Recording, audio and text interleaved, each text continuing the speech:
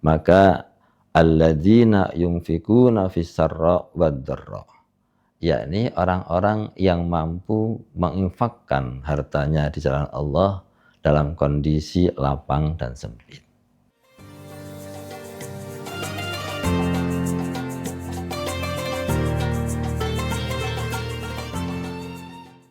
Bismillahirrahmanirrahim. Assalamualaikum warahmatullahi wabarakatuh. Hamidan lillah wa musalliyan ala rasulillah, la haula wa la quwwata illa billah. Amma ba'd. Qala Allah Ta'ala fil Qur'anil Karim wa huwa ashabul qailin a'udzu billahi minasyaitonir rajim. Wasari'u ila maghfiratin min rabbikum wa jannatin arduhas samawati wal ardh wa'iddat lil muttaqin alladzina yunfikuna fis sarra wad dharra wal kadhimina al ghaidha wal 'afina 'anil nas wallahu yuhibbul muhsinin. Shadaqallahul azim. Amma ba'd. Pemirsa Kafah Channel yang dirahmati oleh Allah, alhamdulillah, marilah kita bersyukur atas nikmat yang Allah berikan kepada kita semuanya. Baik nikmat berupa harta benda, kesehatan, wabil khusus nikmat ketemu dengan bulan suci Ramadan. Yang insyaallah sebentar lagi bulan suci Ramadan akan meninggalkan kita semuanya. Semoga puasa kita, tadarus kita, sholat malam kita diterima oleh Allah Rabbul Alamin. Amin ya Rabbal Alamin. Pemirsa Kafah Channel yang dirahmati oleh Allah, pada saat kita berada di akhir bulan suci Ramadan seperti saat ini, maka harapan dari kita akan mendapatkan gelar muttaqin atau diberikan gelar oleh Allah sebagai orang-orang yang bertakwa. Orang yang bertakwa di dalam Al-Quran itu dijelaskan ciri-cirinya. Banyak ayat-ayat yang menjelaskan tentang orang yang bertakwa. Pada kesempatan kali ini saya ingin membahas satu ayat di dalam Al-Quranul Karim, di dalam surat Al-Imran ayat 134 yang membahas tentang ciri dari orang-orang bertakwa. Semoga kita nanti bisa mengikuti apa yang telah ditetapkan oleh Allah di dalam Al-Quranul Karim. Di dalam surat Al-Imran 133-34 Allah berfirman, wasari'u ila maghfiratin mir rabbikum wa jannatin arduhas samawati wal ardh u'iddat lil muttaqin. Dan bersegeralah kalian semuanya menuju ampunan Allah dan surga seluas langit dan bumi yang diperuntukkan bagi orang-orang yang muttaqin atau orang-orang yang bertakwa. Kemudian Allah jelaskan di ayat berikutnya di dalam surat tersebut Al-Imran ayat 134. Alladzina yunfikuna fis sarra wad dharra wal kadhimina ghaidha wal 'afina 'anil nas wallahu yuhibbul muhsinin. Di ayat ini Allah menjelaskan kriteria orang-orang yang bertakwa, yakni alladzina yunfikuna fis sarra wad dharra, yaitu orang-orang yang mampu menginfakkan hartanya di jalan Allah dalam kondisi syarra lapang, wad dharra dan sempit. Yang kedua, wal kadhiminal ghaidha, yakni orang-orang yang mampu menahan amarahnya. Yang ketiga, wal 'afina 'anil nas, dan orang-orang yang mampu memaafkan kesalahan manusia yang lain. Wallahu yuhibbul muhsinin, dan Allah sangat menyukai orang-orang yang berbuat kebaikan. Pemirsa Kafah Channel yang dirahmati oleh Allah, karena terbatasnya waktu saya hanya membahas satu saja, yang pertama, bahwa orang-orang yang bertakwa atau muttaqin yang diinginkan, yang kita inginkan bersama-sama ketika kita melalui Ramadan seperti saat ini, maka alladzina yunfikuna fis sarra wad dharra, yakni orang-orang yang mampu menginfakkan hartanya di jalan Allah dalam kondisi lapang dan sempit. Para pemirsa, ketika kondisi lapang itu sudah sewajarnya mudah orang berinfak. Tapi di sini tidak hanya saat lapang, tapi pada saat lapang dan pada saat sempit. Agar kita bisa menjalankan penjelasan Allah di dalam surat Al-Imran 134 ini, maka mari kita lihat hakikat dari berinfak itu. Di dalam surat Al-Baqarah, akhir ayat 3, Allah menjelaskan masih dalam hal juga ciri khas orang-orang bertakwa. Allah menjelaskan, a'udzubillahi minasyaitonirrajim, wa mimma razaqnahum yunfikun. Wa mimma, dan dari apa-apa, razaqnahum, yang kami rizkikan kepada mereka, yunfikun, mereka mau menginfakkan. Pemirsa kawan channel yang dirahmati Allah, kita lihat di sini Allah menggunakan kata-kata mimma. Mimma itu dipecah dari min dan ma.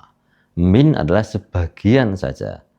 Ma, apapun yang Allah anugerahkan. Karena ma rozaqnakum, apa-apa yang kami rizkikan kepada kalian semuanya. Rozaqnahum, apa-apa yang kami rizkikan kepada mereka semuanya. Kemudian yungfikun, mereka mau menginfakkan. Dari sini jelas bahwa konsep menginfakkan harta kita di jalan Allah adalah sebagian dari apa yang Allah berikan kepada kita. Sebagian adalah prosentase. Sehingga kita butuh membuat komitmen dalam hati kita yang tentunya disaksikan oleh Allah, berapa kita mampu menginfakkan, prosentase berapa yang bisa kita infakkan di jalan Allah.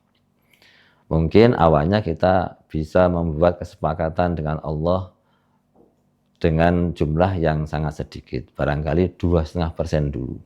Tapi ini harus benar-benar jujur dalam hati kita, dan kemudian kita ikrarkan.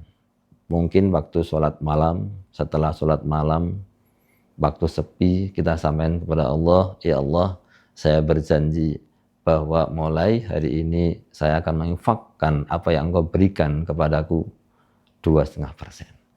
Karena sebenarnya rezeki itu adalah apa yang Allah berikan kepada kita. Nah, ketika seperti itu, persentase yang kita tetapkan dan yakini di dalam hati kita, maka pada saat kita gajian, kalau pegawai, gajian di awal bulan atau di akhir bulan, misalkan gajinya 10 juta, maka 2,5% dari 10 juta adalah 250.000. Kita ambil, kita masukkan di amplop.